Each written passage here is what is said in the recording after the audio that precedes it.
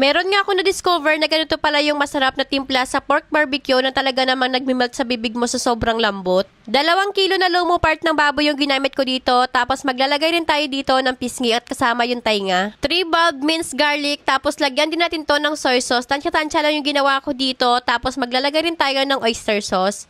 Lagyan natin ng mga 1 kutsarang asin, tapos brown sugar.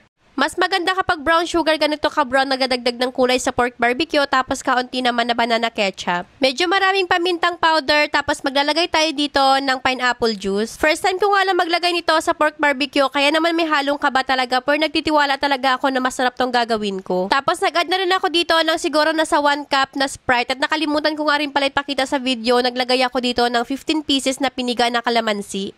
Dahil nakulangan nga ako sa kulay, kaya naman pinahabol ko, nagdagdag ako dito ng kaunti pang soy sauce. Ayan, okay na to. I-marinate lang natin to overnight para mas masarap lalo. Tapos makalipas yung overnight, tusok-tusokin na natin to. Mapapansin nyo nga itong pork barbecue ay kaunti na nga lang siya dahil nga kinain na namin to nung lunch. Pagkagabi ko na nga naisipan tong i-video at muntikan pang ang maubos, kaya naman ito buti nga meron pang natira. Tapos ayan, hihawin lang natin to hanggang sa maluto. At ito, magpupunas nga rin pala tayo dito ng banana ketchup. Pinaluan ko lang yan ng mantika at kaunting soy sauce. Pero yung iba naman, yung pinapamunas nila dito ay puro banana ketchup lang at kaunting mantika para mas mapula. Grabe, sobrang kinakabahan talaga ako habang tinitimpla ko ito.